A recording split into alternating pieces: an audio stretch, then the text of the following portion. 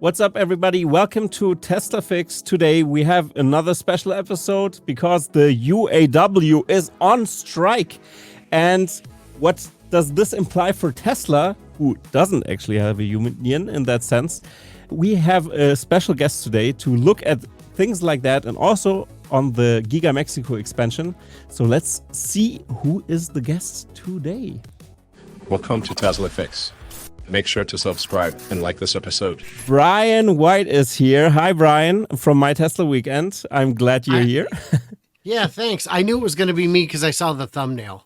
Yeah, that's good. Yeah, you clicked on it and now you're here. Perfect. Yeah. That's awesome. Glad you joined with the audience so everybody sees this. Awesome that this worked out. Yeah. So, Brian, thanks very much for being on again. You're, again, a channel favorite. We always love your videos here on TeslaFix. And today we have interesting topics to discuss. I mean, the UAW is on strike. And for the intro of this episode, I have a small edit that I've made that I wanted to share. And then we can jump into the episode. Okay. Wait, is that a real picture? No, that's Jeez, is that true?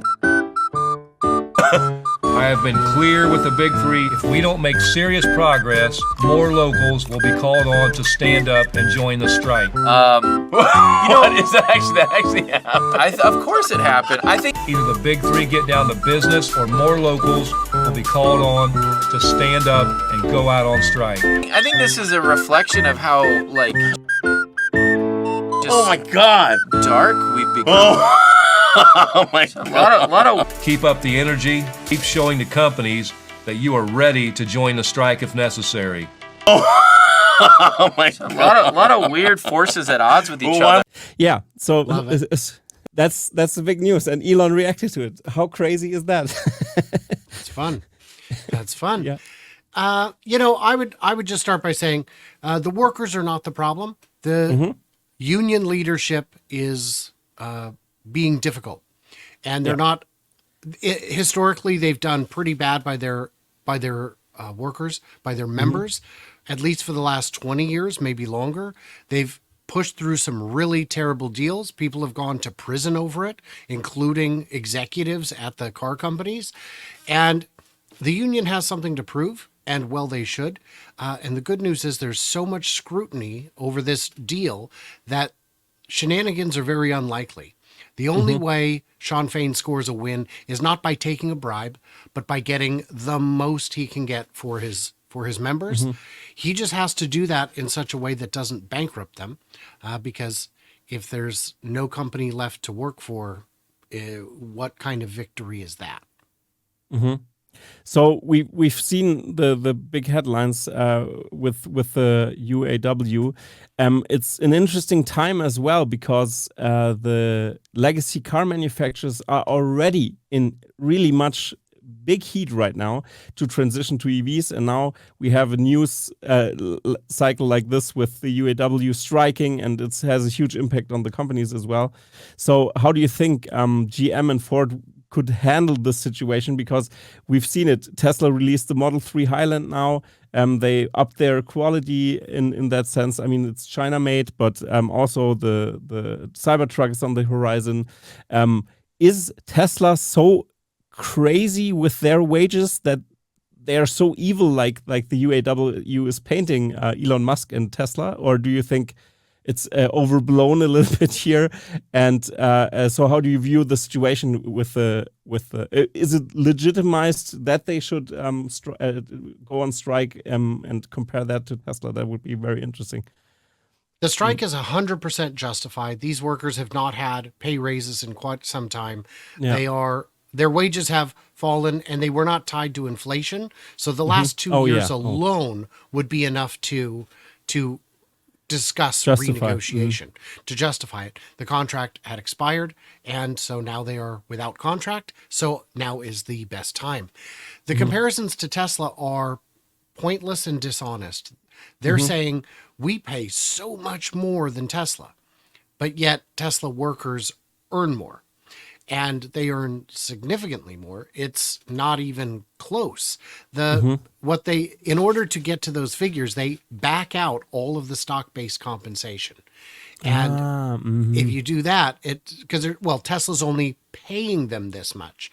They are being paid more than that, but stock compensation isn't cash. It's non-cash. It's an accounting thing. These shares that they are paid with are invented. They're printed. So it is actually the shareholders who are paying the workers. I am paying the workers through dilution. And when they get angry that Mary and Jim and the others are making far too much, I would agree with that. I don't think anybody would say that Mary Barra is worth $30 million. But also worth mentioning, if you were to cut her pay to zero, that would not, and give that money to the workers, it'd be a penny an hour or less. So that's not, and she's also not paid in cash. She's paid in stock, which is the shareholders paying her. The shareholders should be the ones who are truly upset because they're getting their shares watered down every time she takes one of these, a big fat paychecks. And he's saying, and Sean Fain is saying, these billionaires are buying rockets. Right. Those aren't union billionaires, I'd point out. The fact that Elon also owns a rocket company is entirely detached from the reality that Ford is a union shop. There is no connection unless Jim Farley has a rocket that he hasn't disclosed. Maybe we should look into that. Yeah, maybe. Yeah, interesting stuff. You've touched on interesting points here. How do you think this will develop? Do you think, I mean, Tesla was always criticized also by the Biden administration for not joining the UAW as well. And also, if you compare it, Tesla produces their cars in America, actually. And the UAW contracts also are for Mexico as well, and they also include different areas. So, maybe I'm mistaken there, but I mean, many of the manufacturers produce in Mexico actually, and not in the US, in the bigger factories. And so it's a little double standard. It's a little bit strange how the government treated Tesla in the beginning, in my opinion. Here, judging it from the over the pond here, but it is very strange. It is very strange. Tesla has the most American car made. The most American-made car, and they have the second most American-made car. And with the Cybertruck, it is likely they will have the third most American-made car as well. And then behind them is like Honda and Toyota or Acura. I think it's Honda and Toyota have also very much American-made cars. And all of those companies get strong criticism. I can understand buying parts. You buy parts from whoever you buy parts from. They may be in Canada, they may be in Mexico, they may be in China, but you've got somebody in your backyard doing the most American thing, giving good wages, giving career advancement. You've got janitors who are millionaires because of their stock grants. If you joined in 2018, you probably got $20,000 in shares, and that's now worth close to $500,000. So, and that's without considering all the stock grants that you get each year. That's without considering the employee stock purchase program, for which you get a pretty good deal. Yeah. And a lot of the to say it bluntly, yeah. Well, do you know how the employee stock purchase program works? The idea is whatever the lowest figure was from last quarter, the lowest trading day, that's your price, and Tesla gives you 15% on top of that. So let's say you can only spare $1,000 at the end of Q1. You got your shares for what, 115? So that $1,000 got great. you 11 shares. It's now worth $3,000. Well, that's only $2,000 extra. My friend, that's a significant percentage of your income, and all you had to do was put up 1,000, and you can do that every quarter. There's a limit to how much you can do. I don't remember how much it is, but it's over 1,000. Yeah, that's absolutely crazy. And also Faza talked about this when I had him on the channel last year, I think it was. He talked about this when he worked at Tesla. he was working actually with a lot of millionaires. Many of his colleagues were actually already millionaires because of this and still worked there because they really liked the job actually, and they weren't forced to be there. So it was totally free of them to stay at the company and work over hours and everything like this because they were very passionate about their job. That's what he told me. But I think, I mean, the stock compensation is a thing that you could argue maybe, let's say, yeah, okay, they get stocks, but yeah, this is not real pay in that sense. And if Tesla wouldn't have gotten such a trajectory, like a rocket start since 2020, what would have happened and everything. But that's not what happened. The stock is worth more. That's the reality. And so also by Tesla pushing forward so fast, I think it's a pretty good deal actually and it's really comparable actually to. Well, I will take it one step hundreds. further because I saw this exact pushback on X today. A gentleman said, that's great for companies going up in value, but Ford and GM have been flat over the past few years, even 10 years. And I say, that's even better because over the last 6 months, it's been volatile. It's always volatile in the short term, and that's the dips you get to buy. So even if it remained flat, if you got the lowest trading of the last quarter, you're going to end up 20, 30% ahead, plus the 15% the company kicked in. Yeah. So if it's trading at 100 today and 10 years from now it's trading at 100, but you keep buying at 70, you did really, really, really good. Yeah, almost like Elizabeth Warren. You can really trade like her. It's almost like you have a cheat sheet to really do this. Because of course, yeah, you can just buy the dips, the low ends in the quarter, and I mean that's. I wish we had those deals. Could you imagine if you were permitted to purchase stocks from the lowest? That's Insane. time travel. Yeah, actually. And you get a 15% bonus on it. Yeah, that's absolutely crazy. And also, the wages in Germany are pretty much comparable to Mercedes or even higher at some points. That's what I wanted to add here as well, because of course Germany is a little bit differently structured in that sense. The workers' council or the labor union. I mean, not the workers' council, but the labor unions are. It's by a constitution that you can do that. So this is so ingrained in our DNA here also that it's pretty common to have labor unions and also workers' councils. And so this is pretty common here. And Tesla also has to... Yeah, I would add to that. I apologize for interrupting. No, please do. You're the guest. That in Shanghai, they pay above market wages because we're going to work you real hard. We're going to ask a lot from you, and we want the best of the best. We know it's a competitive market. I don't know about the wages in Berlin. I believe you on that. And one of the complaints that Sean Fain had was, oh, sure, they pay a lot for their assembly line workers in Fremont, but do you know what a house costs in Fremont?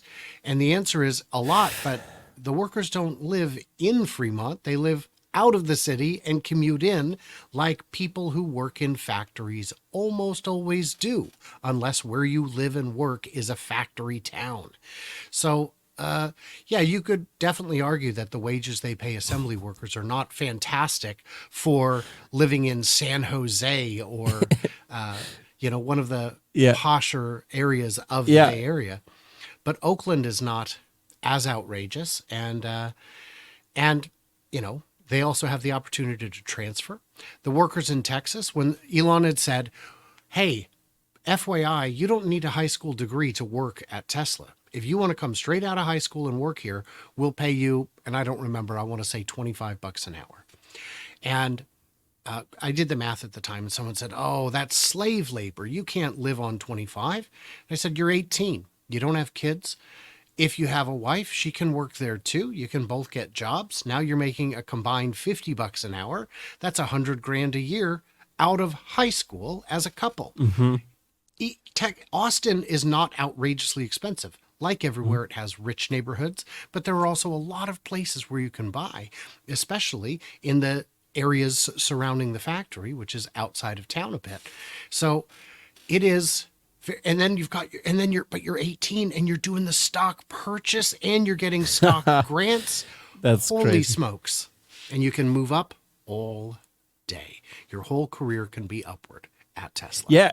Yeah, and that's pretty interesting. That's a point that you touched on that's very interesting. It's also about the hiring policies that Tesla does. And I've heard that from Germany as well, here in Giga Berlin, that pretty much when you start at the line, there's a huge possibility that you just can raise up the ranks pretty fast. If you're smart, if you work hard, they love that. They're gonna take and look for personnel that is doing the extra mile or something, or is very passionate about the company, and you're pretty fastly promoted. Actually, I've heard a lot of that from the factories there, and I've seen a documentary about this, interviews about some workers. So it's overall pretty positive in that sense. Yeah, that's good because Tesla is really flexible in every area. Also with hiring. Yeah. Another neat thing is, and this is a disadvantage with the union shops. The union shops, they have a clear separation between those who are in the union and those who are not in the union. So if you're in management or engineering, you're not in the union. As a result, you get this combative line between production and engineering, between the production and the design. So the engineers love to think we know everything, and sometimes they don't. If you're not working on the line, you might need the workers' input. And at Tesla, the workers are a big part of the engineering team. They are the ones often finding the solutions. And maybe the reason the stock keeps moving is because every employee has the same investment in the success. That's true. Yeah. So actually, the union isn't really unifying. Let's say unifying the company. It's when you have stocks from the company that unifies you in that sense that that's also your company. Your part. You own part of the company. Every quarter you buy more shares of the company. So you are more invested, and it's pretty interesting what we said about the separation, because that's actually a huge point, that they start to actually work more or less against each other somehow, in that sense that they have a division inside of the company. That's the worst thing that could happen, because all you want is people on the line telling you what's wrong with your design, and then you can change the design. As an engineer, you need that feedback, and that's crazy with the separation. Actually, I think. It really is. And, maybe if you had the employees invested in the company, they would work to grow the company. The unions have never pushed for stock compensation, for the workers to own the company. They've pushed for profit sharing, which is when there's profit, take it out, remove it, and give it to the employees. And that's reasonable. I don't think that's unreasonable at all. But it doesn't make them owners. It doesn't make them, it doesn't give them an incentive, I don't know. It's backwards from what I would want as a member of a team. Yeah. And how do you think, Brian, does this pressure inside of this tank, I mean, maybe you can give a little overall summary of what Ford, for example, is dealing with right now, or GM. I mean, it's absolutely crazy, right? You have they still have to produce ICE cars. Many workers work on those ICE lines as well, but they know, okay, at some point this is going to be scrapped, or what's happening. And I think then the union gets involved again, and it's going to pressurizes the situation overall. And I'm not saying I'm against unions in any sense, because in Germany it's very established system here, and it kind of works here. It's how you get feedback from the workers. It's very divided in every job category that you have and everything, and everybody has. It's very separated and very detailed in that sense that you could really, if you have complaints, you can really summarize them and bring it to the board, and then it's gonna be looked at and everything. So that's good, but. Yeah, how do you see this pressure in the US? Is it good that they unionized actually? Is it a bad thing there, or So they unionized 100 years ago because they had to. It's been very helpful to the workers, for sure, but overall, really to the survival of the company. The company couldn't build the middle class without the unions. And they've got to recognize that. At the same time, this strike is going after the wrong things in a few ways. I don't know how many of the demands are serious. They want 32 hours of work for 40 hours of pay, which is a 30% raise, because you're still going to work 40 hours. You're just going to get time and a half for all of Friday after having already been paid for Friday. So basically double time and a half for Friday, which is crazy. They want the traditional union pensions reinstated, where you get your full paycheck after you retire. And that's untenable. There are more than twice as many retired auto workers as there are auto workers in the union. So that means that they would be paying more than 3 paychecks for every worker. That's not reasonable. They can't do it. It's too much money. But what the union really wants is they demand access. They want unions ready built into any new EV factory. And that's probably a deal breaker for Ford and GM and Stellantis, because that's a very big ask. You're wanting us to guarantee you something that normally the workers themselves should be voting on. And if you're going to unionize a plant like that, you may struggle to attract top talent because you can't pay them more. Some workers need to be paid more. So that's a little complicated. So then you've got on that issue. I lost it. Okay. Yeah, but interesting what you've said already with the claims. To me, it really much sounds like Ford and GM is in total trouble now, actually, and the pressure is on now. Because if you have to discuss and arrange every detail in a transitionatory phase where they have to shift the lines anyway, and I mean, the workers won't be happy if any change happens, actually, but that's how the reality is. We're going to switch over to EVs. That's the trajectory we have. And this is actually pretty tough for a company that is already established since 100 years. It is. Yeah. The other thing I did remember is that they're saying, look, they could, with how much profit they made last year, they could double our wages and still make billions. And the problem with that is all that profit came from internal combustion engine cars, which will be gone soon. If what you asked for was give us a bonus based on that profit, I would support it. I think maybe even Ford and GM would support it. But when those cars are selling at a negative margin, I can't see the union saying, "Oh, okay, great. Well, then we just won't get I think they would be very upset because they were counting on that money. So you're asking for a raise based on a profit stream, a revenue stream that will be evaporating in the next 10 to 12 years. And that is, Ford knows that. All the executives know that. And I imagine the union must know that. But they have to push. They have to ask for the best. And the workers are, in my opinion, 100% blameless in this. And I would say Ford and GM and Stellantis, not without blame. They have offered, they have submitted offers, and all of them have just been rejected, just flat rejected. Not even going to. That's a 21% raise. That's a no-go. That's not even. We're not even going to start.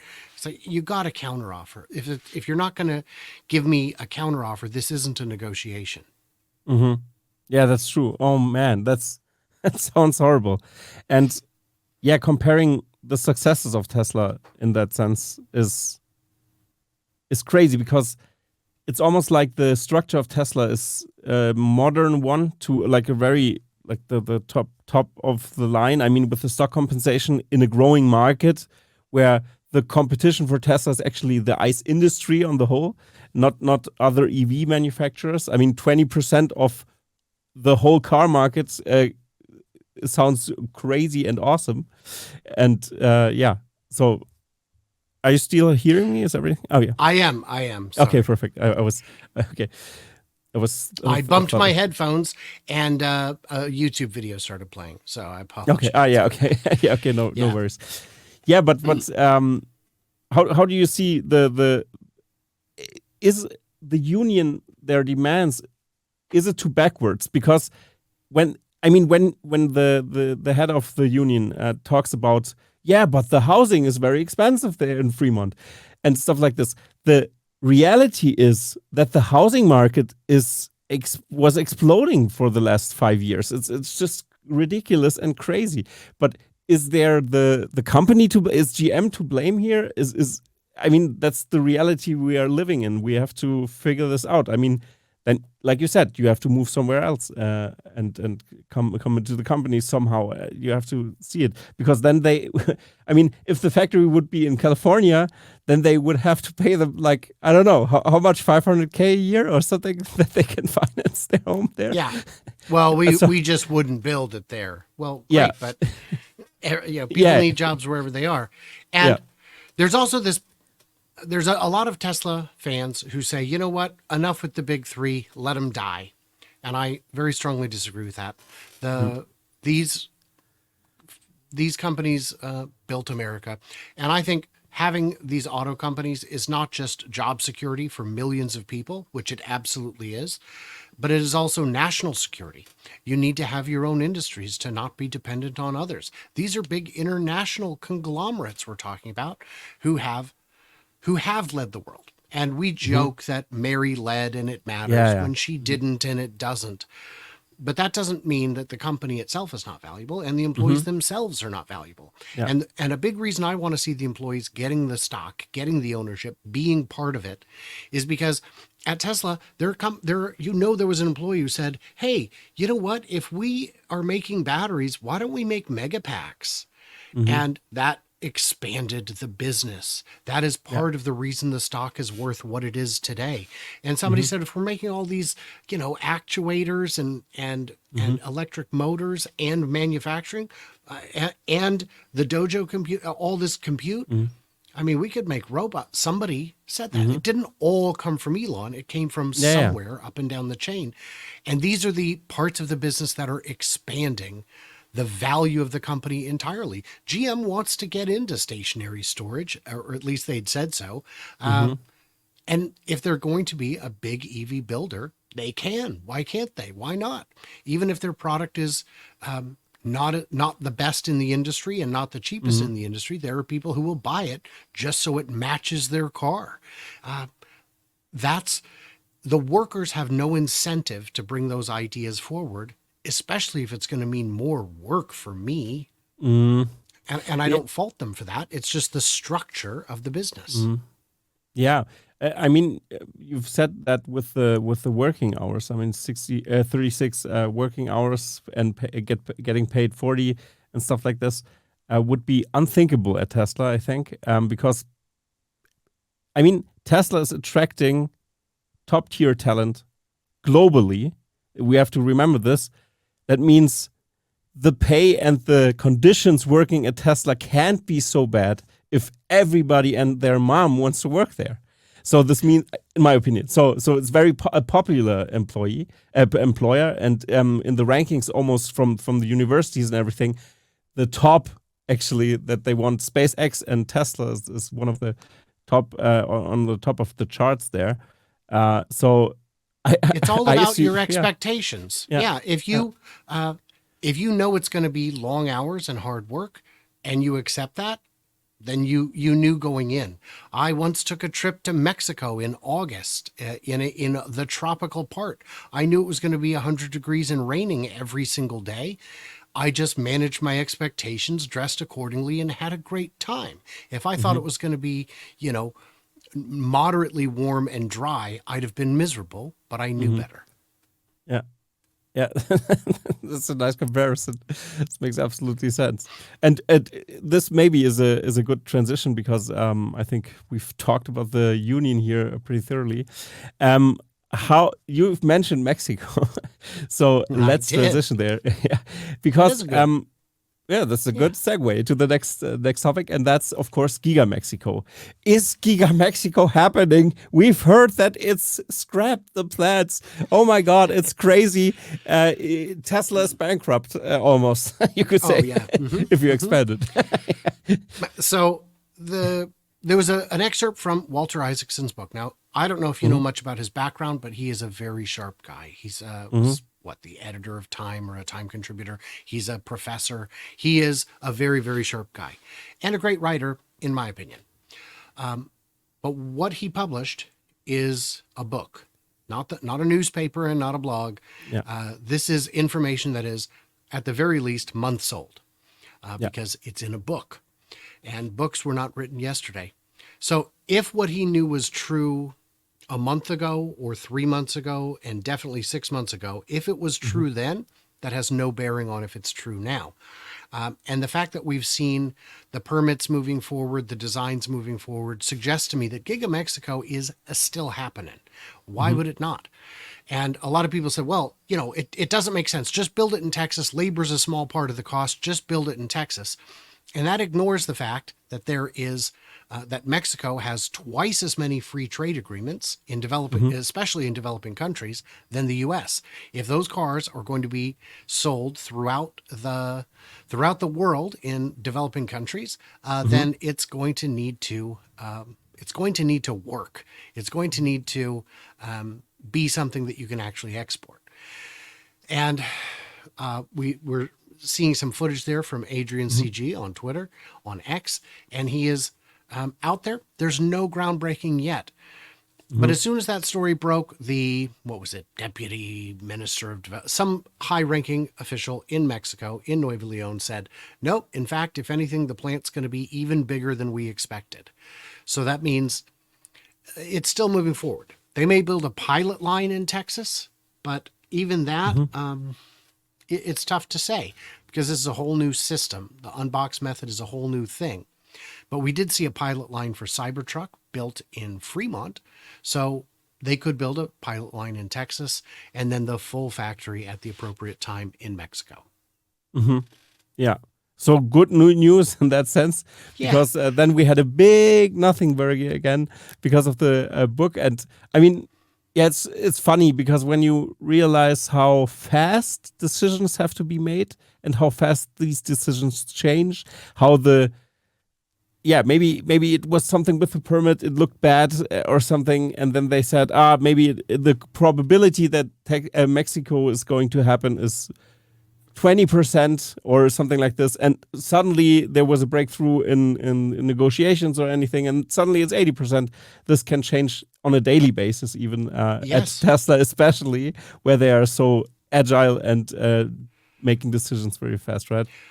So there was an interview with Tom Jew about 2 years ago when he was merely the head of Tesla China. And he said, we will be building the compact car here in China, in Shanghai, and selling it internationally. And it was believed that, that'll happen in like a year and maybe two.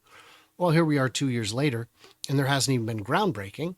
Plans change. We don't know why, but they change. We've seen, if you watch the drone footage over places like Texas, you would see that to the east of the highway, about a year and a half ago, they were clearly ready to build a new building. They had graded the area, and they had even put down the emerald-shaped gravel bed on which to start pouring. And then it just sat there. It just never happened because the plans changed. And yeah, interesting. I mean, you're the expert in that sense. You always look at the drone footage. You're the guy who analyzes everything. That's why we have you here on the channel, or I have you here, of course. Every minute of every drone flight of every factory. Yeah. On the whole world. You know everyone.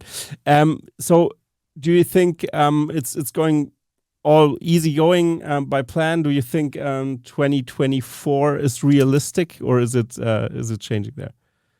It's changing. There is no chance. I mean, not no chance, but I would put very long odds on it happening. It's not going to happen. That Mexico will be producing any vehicles for Tesla in 2024. Now, I know Tom Ju said we want it to be built faster than Shanghai, but nobody builds faster than Shanghai. Other parts of China don't build as fast as Shanghai. It's crazy.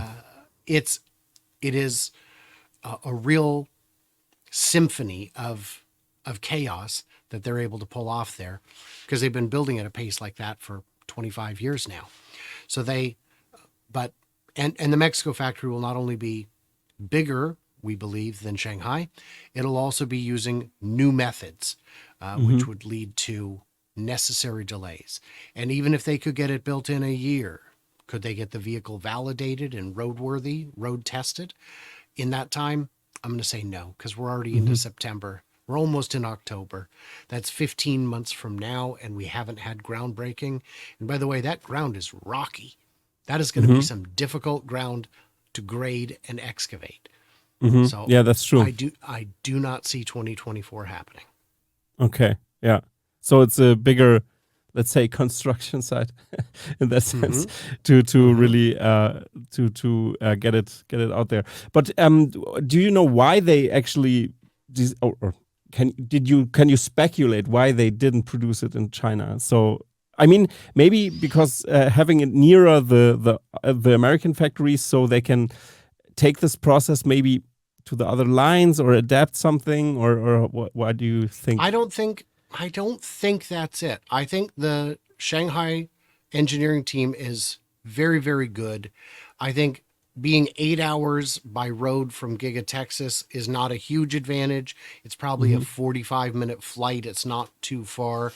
And I imagine there will be regular flights between Del Valle and Nuevo Leon, shuttling those experts and engineers back and forth. But I think if I had to guess, the reason is taxes are very high in China. They are very, very high. That huge, amazing, great deal they got to build the factory isn't the kind of sweetheart deal most people think. They paid something like $100 million for like 200 acres for a very small plot of land. By acre, it is the most expensive factory they have. They paid, I want to say, barely that for all the land in Berlin, which you've seen is very large, maybe 1,000 acres.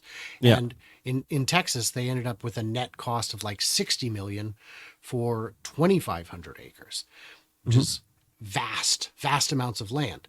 And part of the price was discounted in Texas because there was so much ground remediation to do to get it back to level. So I think, and the sweetheart deal they got was a loan with very favorable terms with which to build the factory. And they paid off that loan. They have the land for another, what would it be, 95 years or so. And now they have a massive tax obligation. If they weren't generating enough tax revenue by a certain date, they would lose the whole thing. It would become not their property anymore. And that was that's a big, super risky.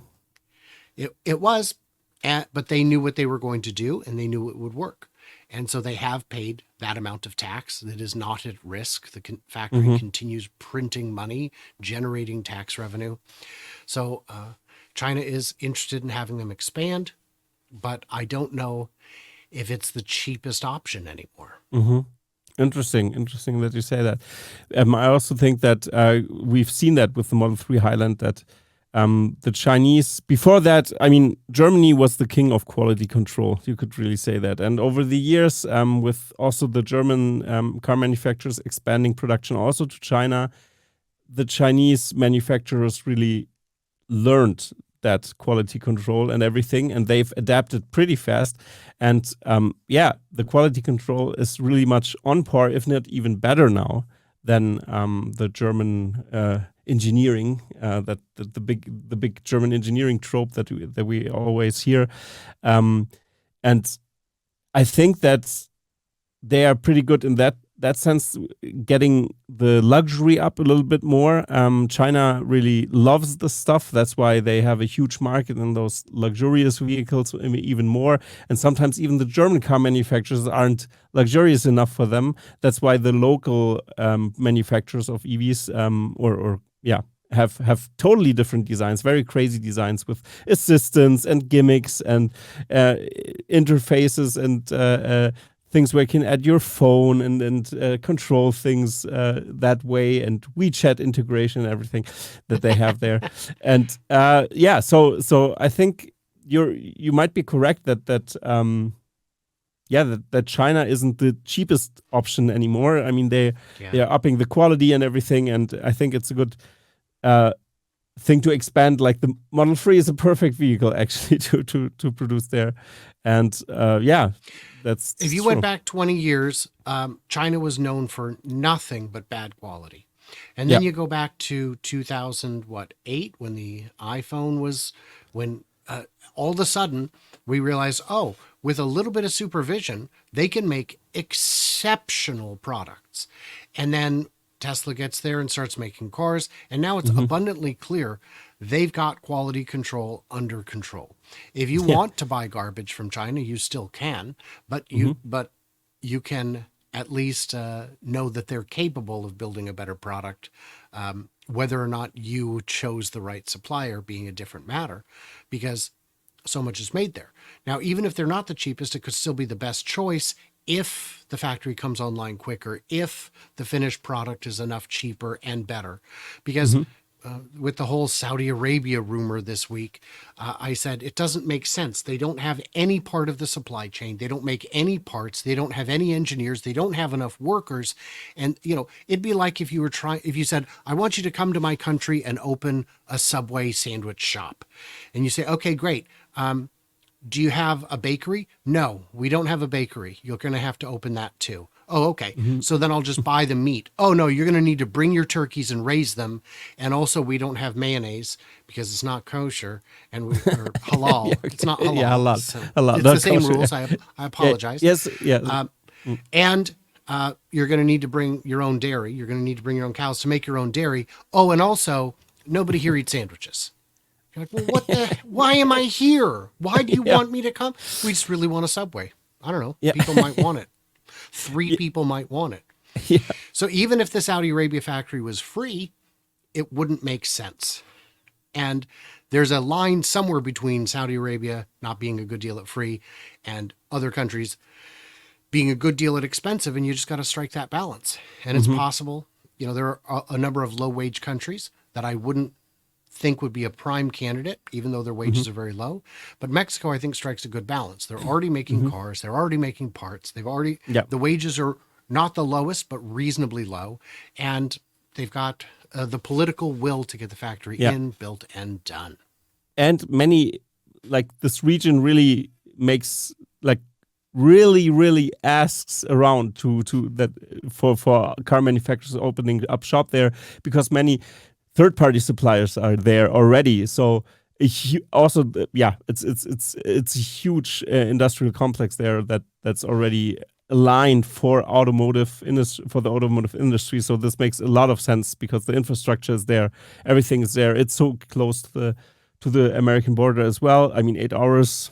Yeah, it's a long drive, but still, like you said, 45 minutes sounds reasonable for the getting everything running, at least, and sharing the workers and the engineers, the experts from Tesla to the get big everything advantage ready. The big advantage China still has is they've got the battery factories, and if That's you're going true. to build in Mexico, you're also going to need a battery factory. And I'm sure CATL or LG or BYD or someone is already lining up to fill that spot. And it could be that Tesla's delaying because they know the batteries won't be ready in time. That could be a consideration. So That's something true. to look at. Yeah, and you've posted something that I wanted to share as well here. Oh no! So, what did I do? Oh yeah, what picture comes up now? We don't know. What could it be? That's a cardboard cutout of the smaller car design, or at least a smaller car design. I'm not sure if it's 100% confirmed what we are looking at here, but it really looks like a prototype that's pretty small. It just has 2 rows of seats. Looks like a smaller car. This could be actually the smaller $25,000 Tesla, the next one. So Brian, maybe you can share with us what we're looking at here. And it's just a cardboard mock-up. This is the design studio. Franz is an artist and a dreamer, but he is not a engineer. And so if you were to look at people are putting an awful lot of faith in this mock-up, and some are even going as far as to say, oh, it's got 3 wheels. I don't see 3 wheels. I see 4. I actually see 2 because it's flat, but they put wheels on the back. But and if you look on the wall behind him, you'll see there's even cooler drawings. And if you look at the wall behind Franz when the Cybertruck prototype was on display in the design studio, you saw dozens of designs that were even cooler. And the designs are just that. They're a starting place. They're where dreams come from. They're brainstorming, and in brainstorming, there are no bad ideas. We need to start somewhere. So this is an old dream. Something like this could still come about. That's a really good rendering, actually. I think that car would sell like hotcakes. I'd love to see them make it. I don't know why coupes are dead, but 2-door cars are just not very common. But don't put any faith in that being a final design because we just don't know.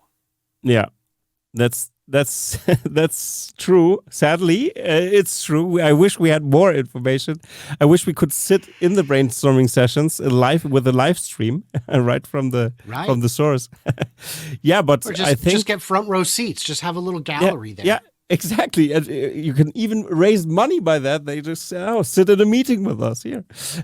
Or include, let us go on the catwalk behind you as part of the factory tour and then charge $1,000 a ticket.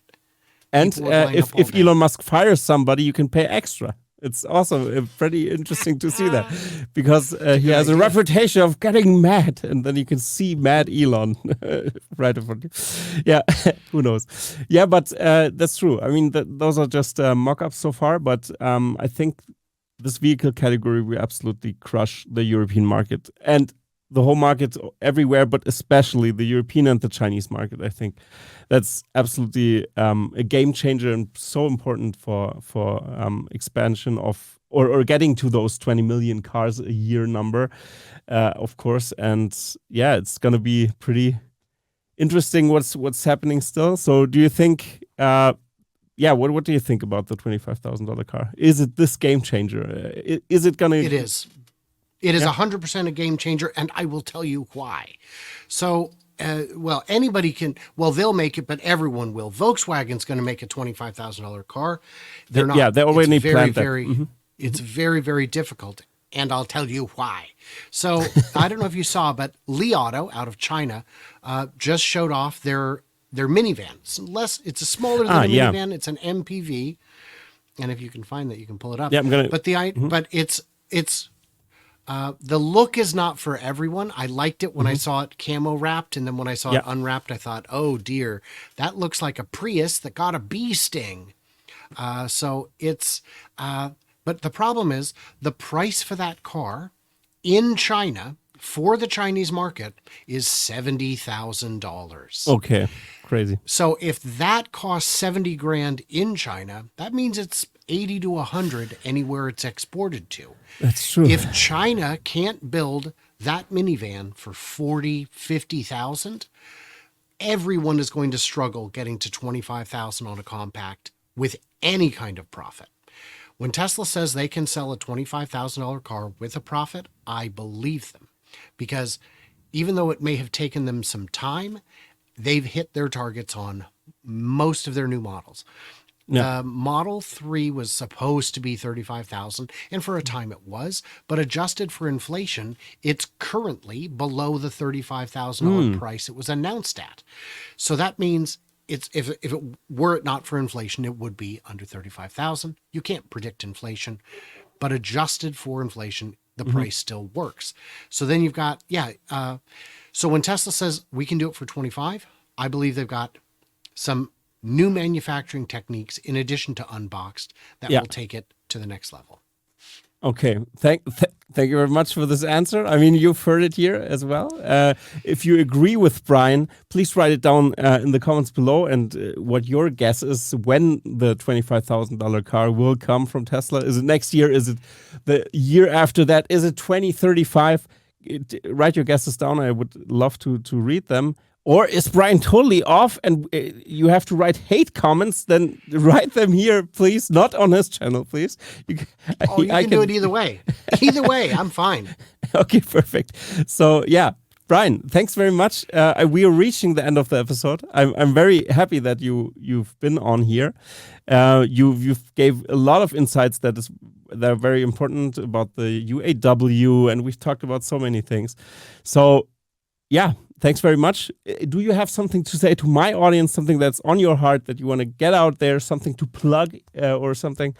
Maybe you can say it. Of course. National Drive Electric Week is coming up. I believe it's on October 8th. If you're going to be in the Pacific Northwest, I'll be hosting the event for the Oregon Electric Vehicle Association. And I'll be doing some kind of presentation, I assume. And there'll be all the major EV manufacturers will be there with cars that you can test drive, which is a first. And it's going to be a lot of fun. And it's going to be at the McAdams Service Center of Tesla, interestingly enough, even though all the other brands will be there. So that's what I've got. October 8th, 10 o'clock in the morning. I'm not sure. Perfect. I'm going to link everything down below. And thank you very much, Brian, that you're on. And there's only one last thing to say now to the audience, and that's goodbye, everybody. Wasn't this episode awesome? Let's accelerate the pace of innovation by subscribing to TeslaFix. This is my absolute favorite channel on the whole interwebs.